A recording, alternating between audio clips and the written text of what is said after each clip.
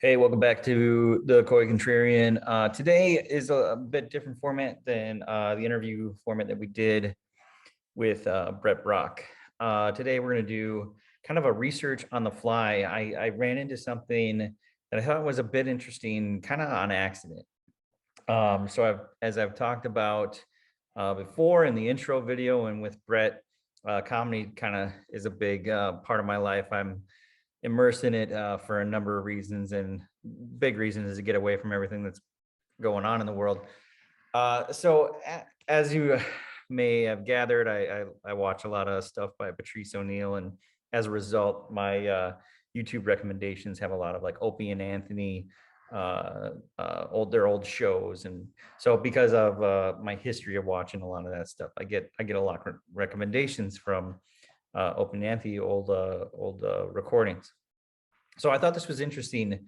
I came across a recommended video, and it was about Balloon Boy. And if you remember Balloon Boy, that was back in 2009, where there was this weather balloon that was in the air, and there was breaking news on all the news networks that there was this 6-year-old kid that was up in this big weather balloon, and it turned out to be a complete hoax. And as a result, Opie and Anthony were covering this as part of their show and making fun of how stupid it was and how the corporate news just went balls out on it and just completely took the bait, broadcast it all day long. It was back on October 15th of 2009. And I didn't really pay attention to it when it was going on, when it happened, and for reasons for most of you probably didn't pay attention either, because you just don't give a shit about stuff like that, which I didn't. And as they were talking, though, as they were explaining like how much like especially CNN flubbed it up, they mentioned how like Wolf Blitzer, he was interviewing the dad, and the child was with the dad. And as they're going about the interview, Wolf Blitzer's talking about, asking kind of like what happened, how did the kid end up in the balloon, and the father turns to the son, and the son kind of blows a whole lid off by saying that, oh, you said this was for that TV show. It turned out that the dad was doing this as a whole bit, as to kind of get a ruse to get more eyeballs on him. He was kind of like an aspiring reality television show star. So yeah, you can imagine that he was very on the up and up. So anyway, I didn't remember much about the story when it happened back in 2009, well over 10 years ago now. And so as a result, I was like, I wonder what else, what did the news look like? We really tend to forget, with everything going on now, like what did the news look like pre-Trump, middle of Obama? This is like, we really have a hard time remembering things that happened in the not so distant past, that we forget kind of what these things looked like.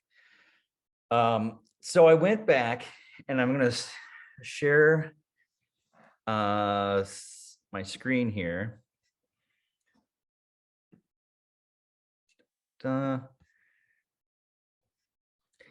And so this is the Opie and Anthony clip that I listened to.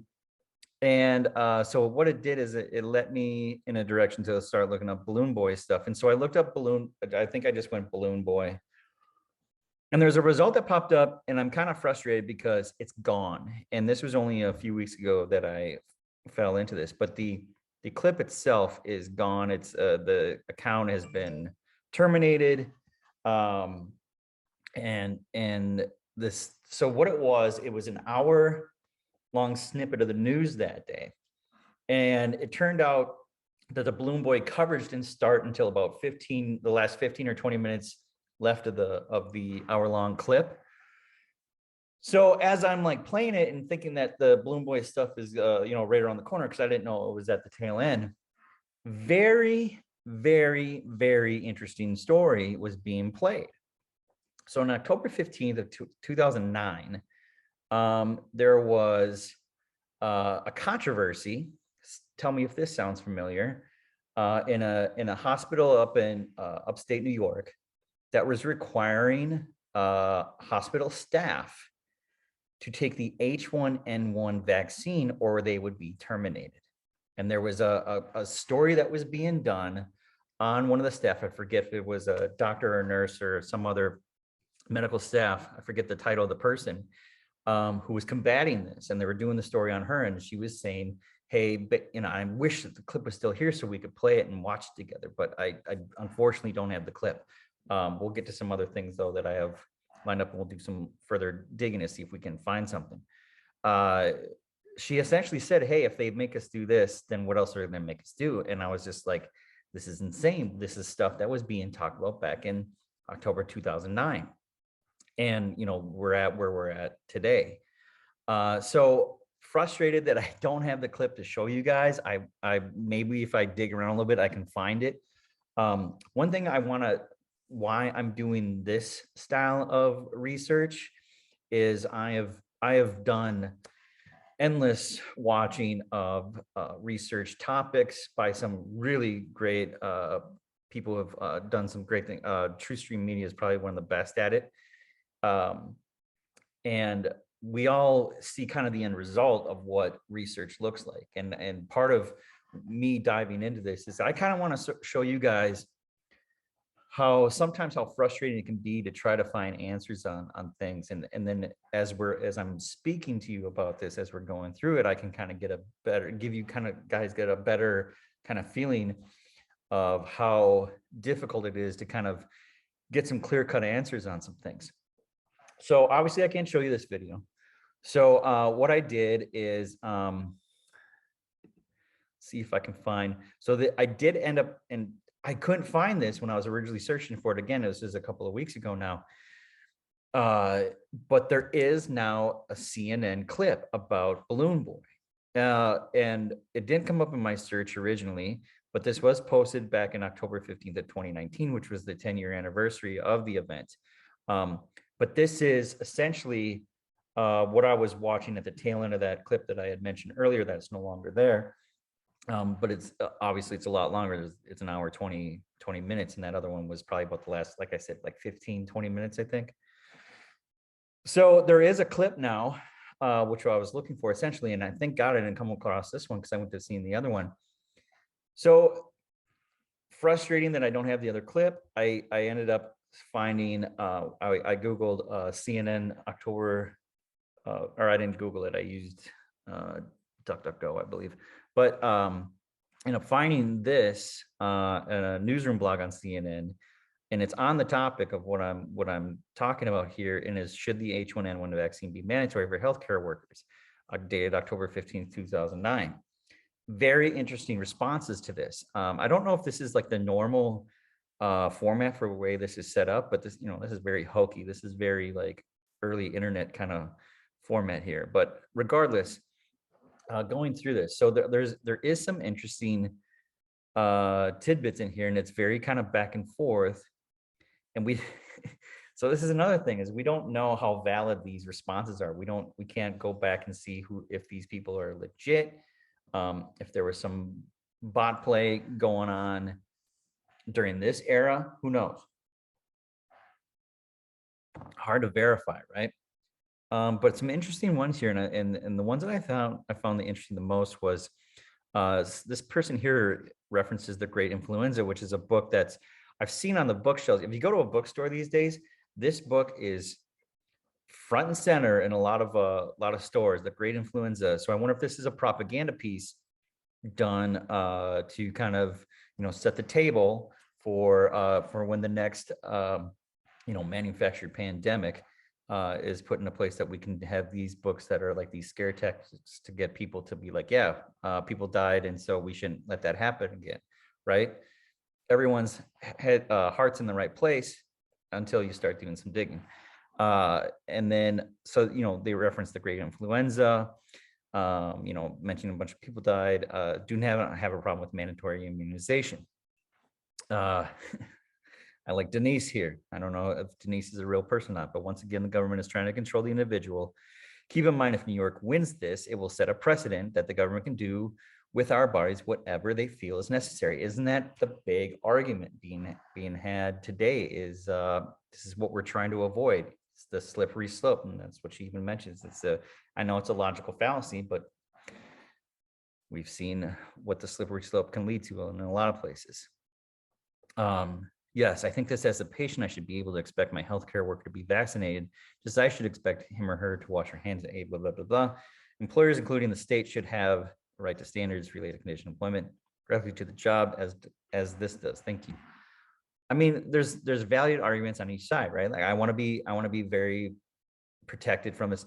Here's in just these few statements, right? And we're talking about H1N1, which was the swine flu. If you remember back in 2009, there's a big swine flu outbreak, and there was whispers of having a vaccine being widely used across the world, and nothing ever came of this, right? Nothing ever came of it. A few people died, a few people got sick, but as you and I both well know, we lived through that era, and there was not a worldwide pandemic. So this idea of forced vaccination, not a good idea in this scenario, right? Another thing that I came across, though, as I was trying to research this topic, and I came across this article. So eventually what came of this whole situation was they did end the mandate.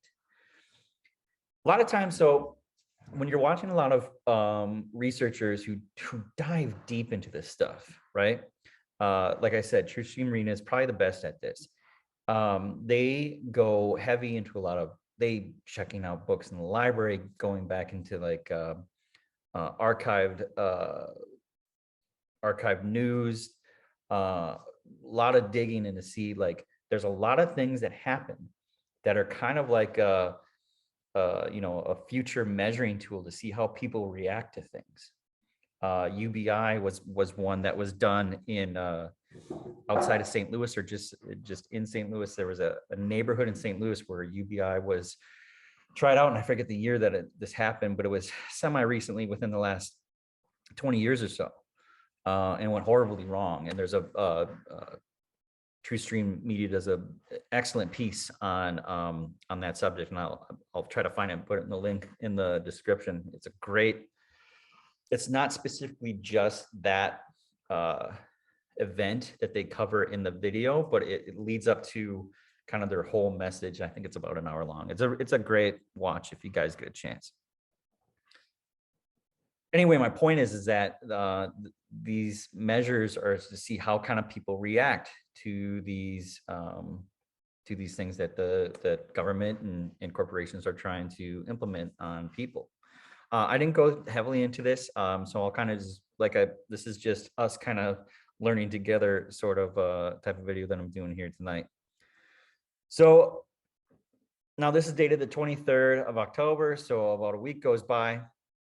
The mandate ends, and the ruling came from looks like Governor David Patterson, who was governor of New York at the time, attributed Thursday's decision to limited supplies of the H1N1 vaccinations, a number of doses far short of the federal government's expected delivery. Already, this is something that was discussed during our current situation with vaccines.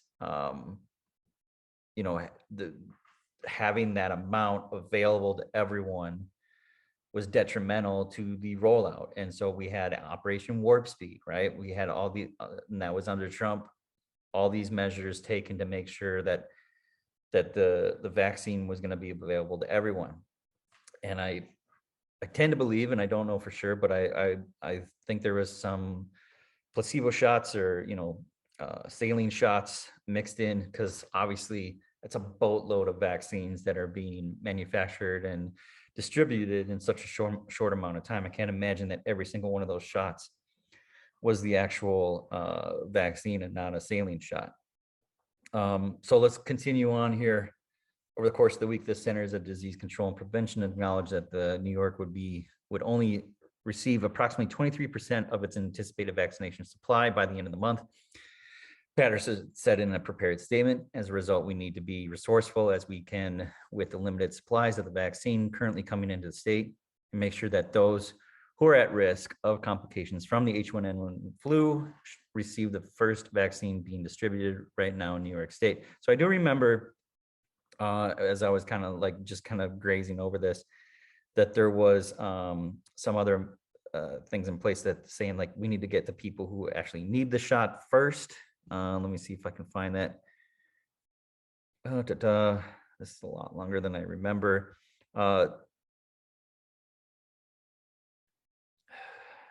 Sorry about this. Man, there's a quote in here. Yeah, we had told hospitals that if they had to choose between vaccinating patients or employees, to vaccinate patients first. Interesting that this was one of the decisions, one of the factors in the decision-making process of whether or not to be mandated is, again, we're talking about supply here and we're talking about who needs them first. And so they're referring to the more vulnerable than they are the staff, which I guess if you kind of, analyze it in that respect, you can tell that that was part of like the measuring tool in this whole kind of like pre-COVID pandemic. Supply seemed to be the biggest factor. Well, when you have a larger supply, you can make that mandate decision easier in respect to, well, if you're not withholding, but you just don't have the supply to give to the people, then how can you mandate it, right? So Operation Warp Speed seems to be big part of the reason why they were able to pull off the mandates as they were, because they had a larger supply in such a short amount of time. And there's some things out there that I kind of wonder if that's even true. Even with the saline stuff, it's just hard to imagine that there was that many produced in such a short amount of time. Were these on hold? Were these manufactured pre-pandemic? A lot of questions to be had there. Another quote here from someone here. They should withdraw the mandate.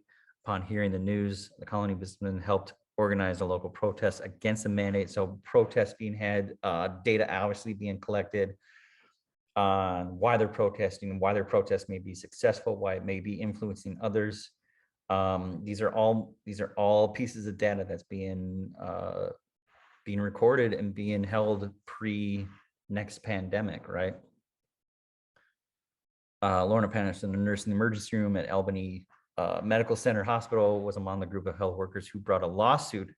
I believe this was the woman in the CNN video that I lost and cannot, not me lost, but YouTube pulled. She said late Thursday that she and her fellow nurses were just excited they could concentrate on nursing. She said Patterson recognized the importance of letting people make their own healthcare decisions. Guys, this is just over 10 years ago. These are the same conversations that we're having right now.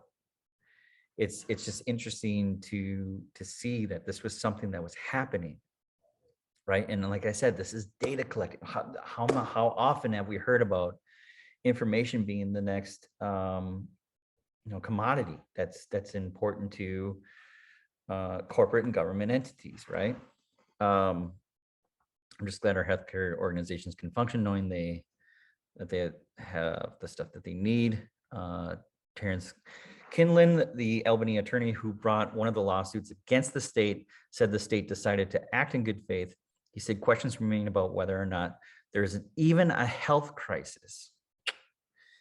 He said it was unfair to single out a small slice of the population upon which to force an untested vaccination. I'm going to put the link for this article in the description in case you guys want to look this over and have a reference to it later on. Very interesting, guys. Very interesting. I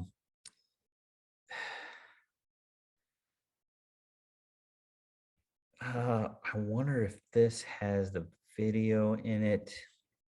That is the woman that was in the video that I watched.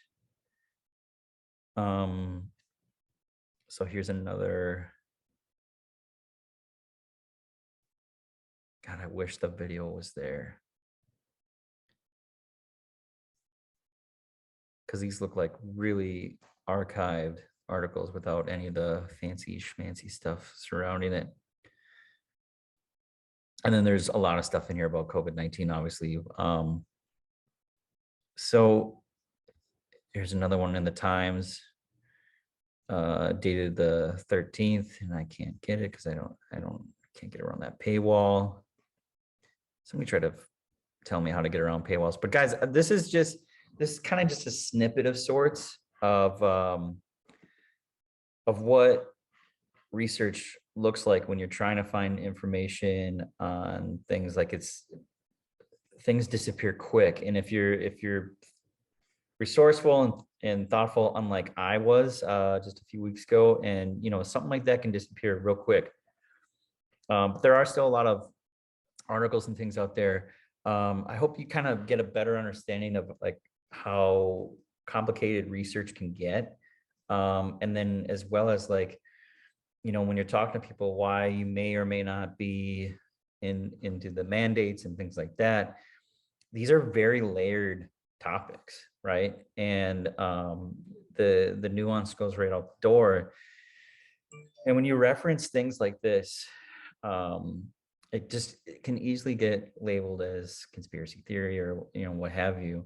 And these are things that are on the internet, and these are things that we're constantly trying to get people to just look at it, just look at it with your own eyes and see that these things are out here, and it's not just this thing happened, so now this happens. It's like there's a huge past, and people will do with that information what they will. But here's some things at your disposal, kind of check out, kind of research for your own, and just kind of let me know too in either your comments or on Twitter or whatever, if you want to communicate with me there.